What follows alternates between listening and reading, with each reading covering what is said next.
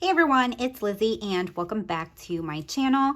Today I wanted to do a quick video just going over how the month of January went for us, where we went well in some areas and where we do need some work for February, for the upcoming month. So I just want to quickly go through our budget. So hopefully this inspires you guys to get on a written budget and just know that not every method works for each person. One budgeting method may work for you and one budgeting method may not work for me. So we are all different, but the point is to give every single dollar a job and to work towards your financial goals. So I hope that today's video really inspires you, and let's just get into today's video. All right. First thing I want to point out, the elephant in the room. Yes, all of you that are looking at my hands may notice it. Let's just point it out right in the beginning. And that is I lost nail polish here. So yeah, just try to ignore that. I know it's distracting and I apologize. Didn't have time to do my nails before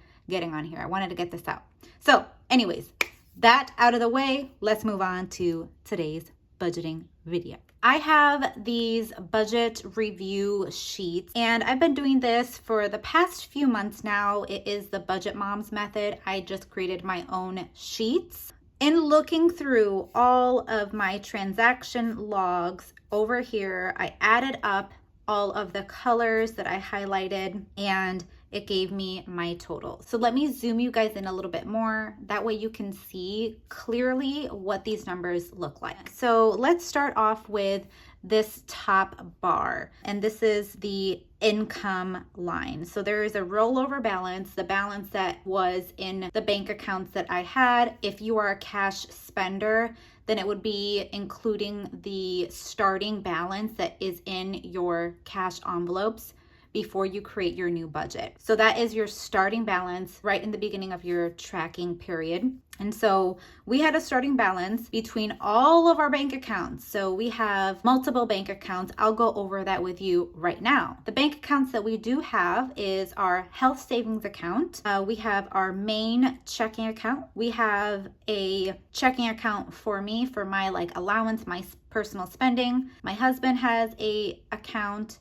And then we have our savings accounts that we don't really track for that. These are our spending accounts. So HSA, main checking account, my personal checking account, and my husband's account. So 4 accounts that we do track. Moving on to the received income. So $9,233.85 is the income that we did receive.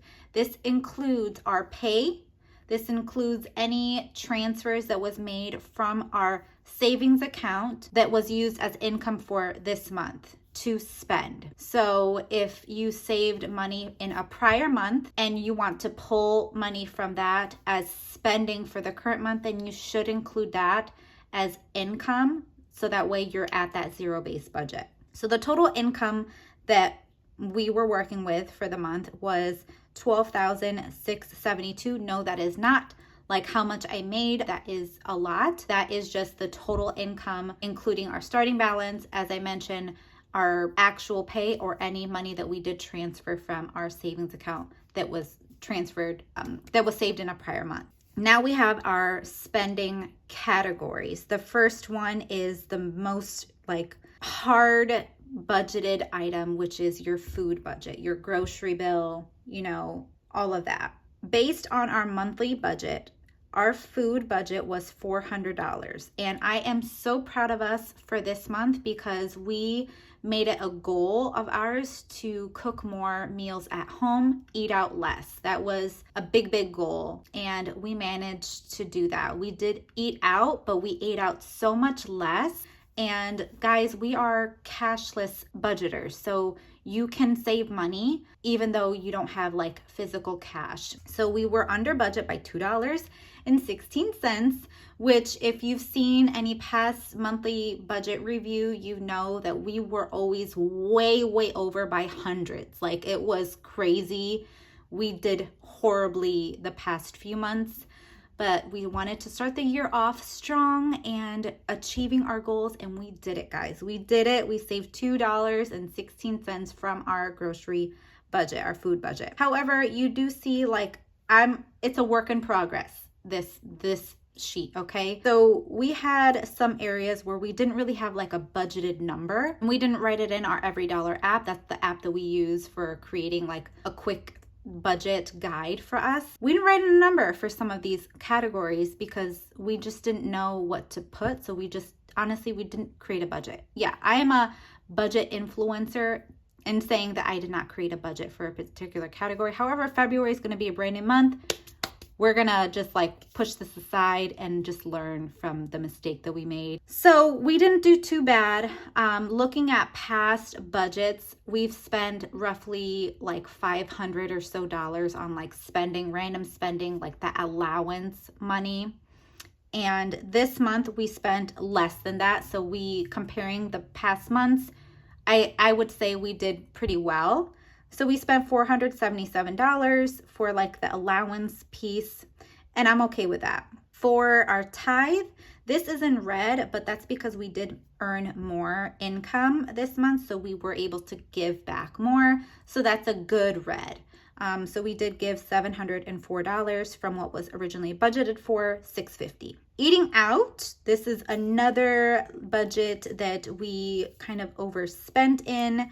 So let me go ahead and just write that in red, even though I don't know why I should write it in red because we didn't really create a budget for it. But yeah, we went over. So eating out, comparing past months, we did really well in this area too. I would say, just in reviewing how our spending went for past months, we did very well. As I mentioned, we ate out way less. So we spent $145 for the entire month. I think that is fantastic. I'm really proud of us, and just hoping that it will continue along and have that momentum going of us planning meals at home. You've been seeing grocery hauls and meal planning videos. Let me know if you guys do like that or any suggestions that you may have for videos, but we have been doing really well with that. So I'm actually happy that we only spent $145 for eating out compared to like past months of ours. We've spent I don't even want to talk about it, how much money we've spent on eating out. Insurance, that's a fixed expense, so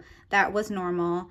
Our bills, so we actually ended up spending less by $14.09. And so we ended up saving on that, which is great. Gas, we saved $4. So I think $300 really works for us in our monthly budget for gas. So this is a great way to determine whether or not your budgeted amount is realistic and to know where you have to tweak a few things. Moving on to SunPass. So SunPass, this is where we load our funds to our toll, because we do have toll roads here in Florida, and my husband, he drives a lot for work and stuff, and sometimes I take the toll road. So we always have to make sure that we have funds in our toll account, which is SunPass, and we loaded $125, so we were less $24 in what we truly anticipated us spending. So that's really good for us, because we did take like other routes and try to avoid toll roads as much as possible. So that was good. Medical. So here is where we don't have a budgeted amount, and that's because I just didn't know what we were going to be spending on doctor bills and stuff like that. We did have a couple of appointments, but with this, we do have an HSA account, which is a health savings account, and I have a benefit through my company. They load money to my health savings account on my behalf, and I also have a direct deposit going into that account directly from my pay. It's like a whole tax benefit thing. I'm not going to get into all of that, but it is a tax benefit for us for having that. So for our medical, we did end up spending $193 on doctor bills.